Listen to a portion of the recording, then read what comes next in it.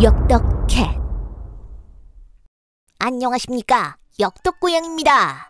처음 오신 분들은 위에 보이시는 링크나 제 채널을 통해 이전 편들을 보고 오시면 더 빨리, 더 쉽게 이야기를 즐기실 수 있을 겁니다. 어느덧 오랜 춘추시대의 이야기도 절반을 넘어섰네요.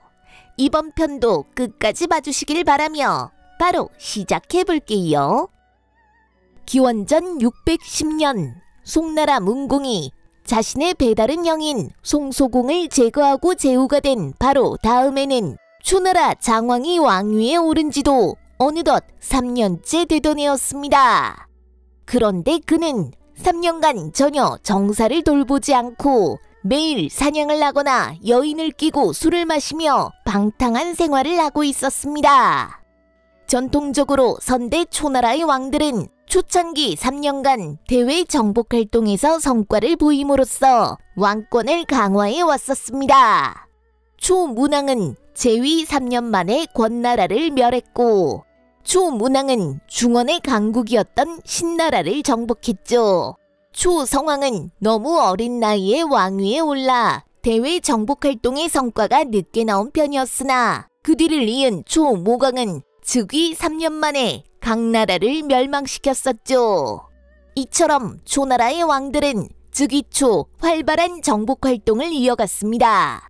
그런데 왜 초장왕은 이 중요한 3년간 아무것도 하지 않은 것일까요?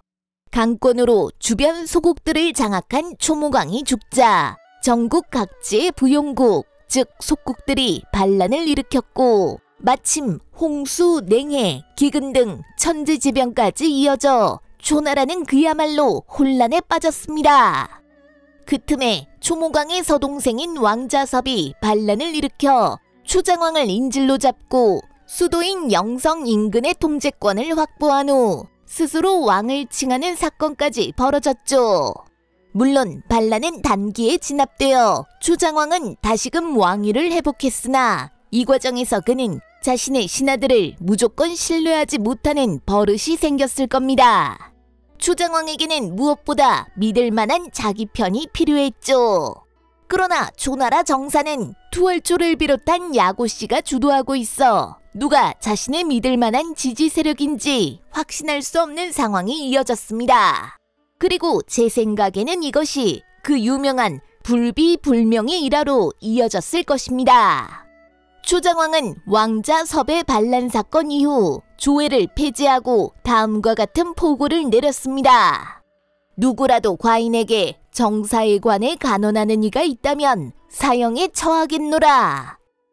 이러한 포고가 내려가자 그 어느 누구도 초장왕에게 정사에 대해 건의하거나 간하는 사람이 없었습니다.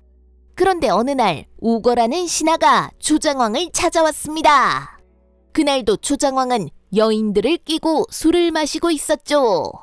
초장왕은 무슨 일로 자신을 찾아왔는지 물었습니다.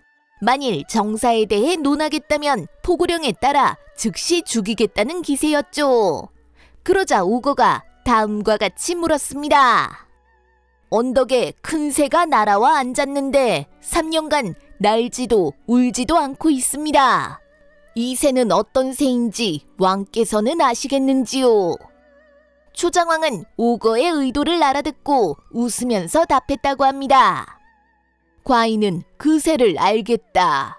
3년간 날지 않았다고 하니 한 번 날기만 하면 하늘을 찌를 것이고, 3년간 울지 않았다고 하니 한 번 울기만 하면 반드시 사람들을 놀라게 할 것이다.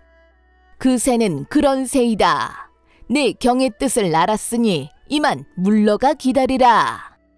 그러나 이 일이 있은 후에도 초장왕은 계속 주색에 빠져 살았죠. 그러자 또 다른 신하인 소종이 찾아와 정사를 살피시라고 목숨을 걸고 간했습니다. 소종의 간곡한 간언을 들은 초장왕은 드디어 때가 되었다며 즉각 모든 연회를 중단시키고 그간 함께 즐겼던 신하들과 여인들을 멀리했습니다. 또한 그는 3년간의 허송생활 동안 자신에게 사냥과 주색을 그만하라고 여러 차례 간했던 번의를 정실 부인으로 삼았습니다. 그리고 나서 그간 3년간 관찰한 바에 따라 자신의 충신이라고 할 만한 신하들을 즉각 중용하기 시작했습니다.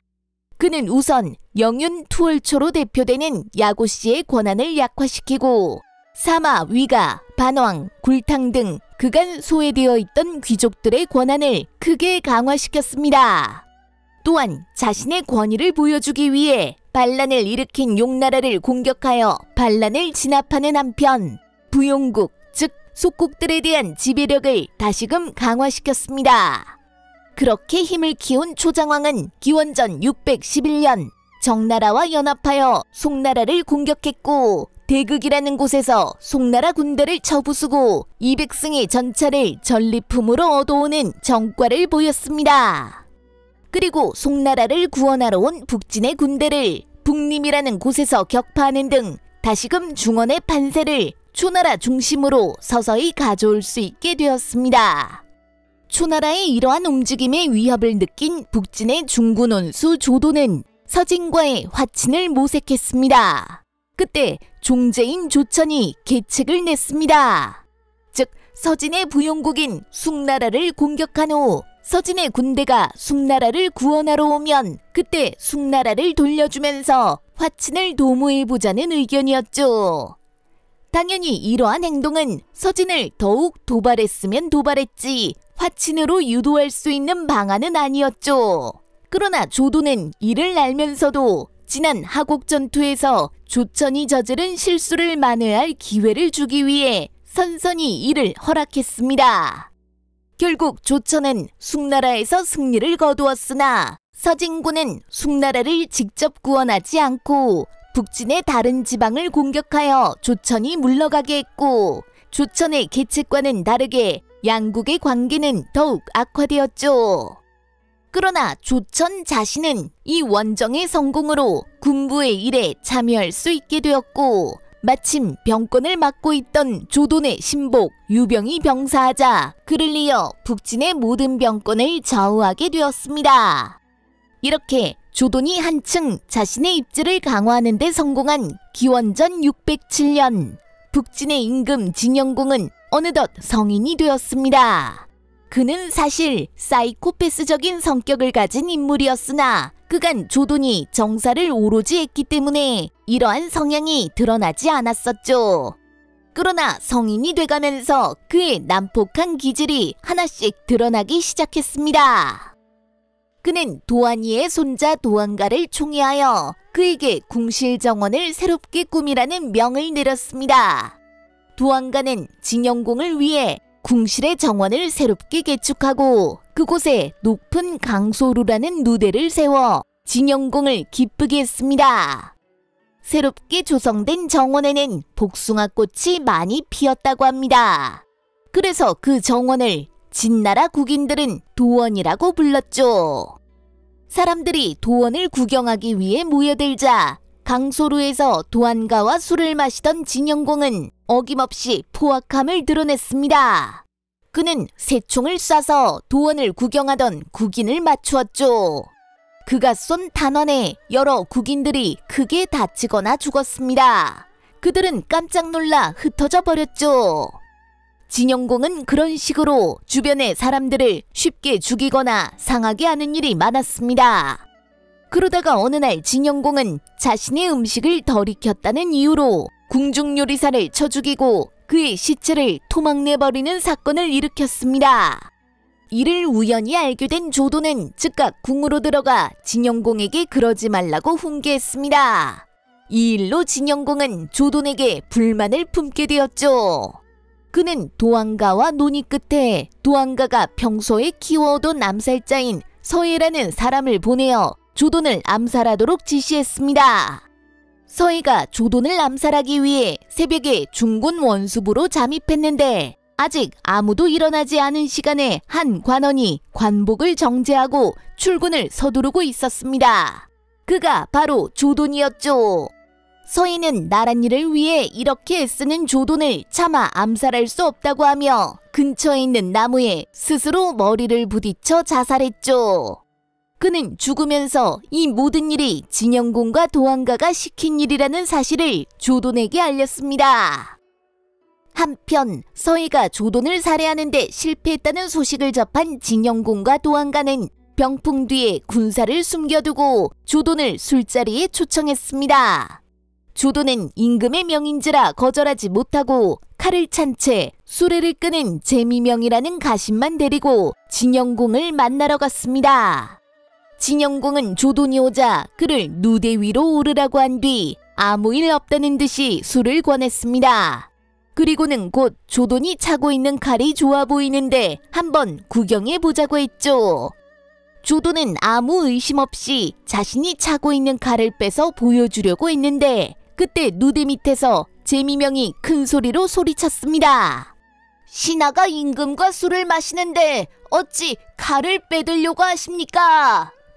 이 소리를 들은 조돈은 자신의 실수를 크게 깨닫고 칼을 그대로 칼집에 넣었고 그 순간 진영공은 병풍 뒤의 군사들에게 조돈을 죽이라고 명했습니다. 조돈은 깜짝 놀라 누대 밑으로 달아났고 진영공의 군사들은 그를 붙잡기 위해 따라갔으나 누대 밑에 있던 제미명의 저항으로 그만 조돈을 놓치고 말았습니다. 물론 이 과정에서 제미명은 살해당했죠.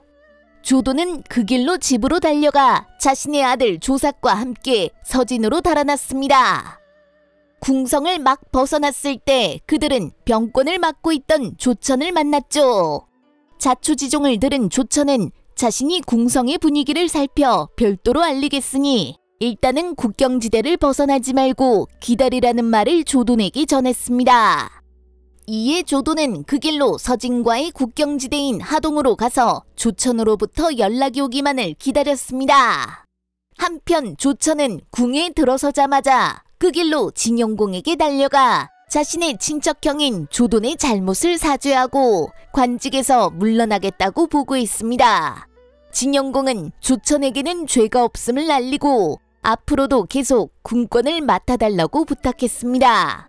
그러자 조천은 진영공에 아첨하면서 도원의 호위를 강화하기 위해 자신의 병사 중 200명을 도원의 호위병으로 추가하겠다고 청했죠.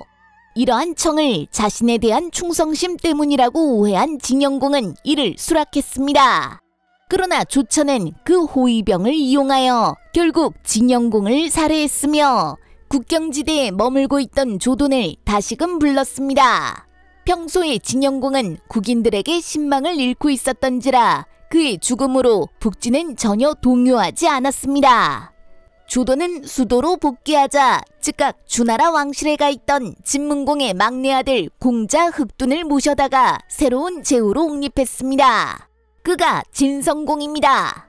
진성공은 이후 조돈에게 모든 정사를 맡겼고 조돈은 자신의 이복 동생들인 조동, 조괄, 조영 등 삼형제까지도 모두 정사에 참여시킴으로써 조씨 일가의 지배력을 더욱 강화했습니다. 어느 날 조돈은 사관, 즉 역사를 기록하고 있는 동호라는 사람을 찾아가 진영공 시해 사건이 어떻게 쓰여졌는지 물었습니다. 동호는 조돈에게 그가 쓴 기록을 보여주었죠. 거기에는 조돈이 진영공을 살해했다고 쓰여 있었습니다. 조돈은 진영공을 살해한 자는 조천이었고 자신은 국경지대로 달아나 있었다고 변명하며 그 기록을 바꿔줄 것을 청했죠. 그러나 동호는 조천이 이를 꾸미는 동안 여전히 국경지대 안에 머물며 시류를 살피고 있었던 점, 그리고 진영공의 사망 이후에도 조천을 처벌하지 않은 점을 들어 진영공 살해의 배우는 조돈 자신이라는 점을 지적했습니다. 이에 충격을 받은 조돈은 이후 조천의 실권을 빼앗고 그에게 더 높은 벼슬을 주지 않았으며 이에 조천은 상심하여 우라병에 걸려 죽고 말았다고 합니다. 한편 바로 다음에 초장왕은 서용이 다스리던 땅인 초나라 서북쪽에 육혼 땅을 정벌했습니다. 마침 그곳은 주나라의 수도 낙양에서 멀지 않은 곳이었죠. 그는 군대를 주나라 국경지대에 주둔시키고 주나라의 동향을 살폈습니다. 그러자 주나라 왕실에서는 왕손만이라는 사람을 사신으로 파견했죠. 왕손만이 초장왕이 주나라 경기까지 온 이유를 묻자 초장왕이 대답했습니다. 주나라 왕실에는 하나라 우왕이 만들었다는 천하를 상징하는 9개의 청동 가마솥이 있다고 들었다. 과인은 그러한 것이 있다는 소식만 들었지 그것이 가벼운지 무거운지 직접 보지 못하여 그것을 구경하러 왔노라. 이는 이제 초나라가 주나라를 대신하여 9가마솥의 주인, 즉 천하의 주인이 되어도 되지 않겠는가 하는 엄청난 선언이었죠.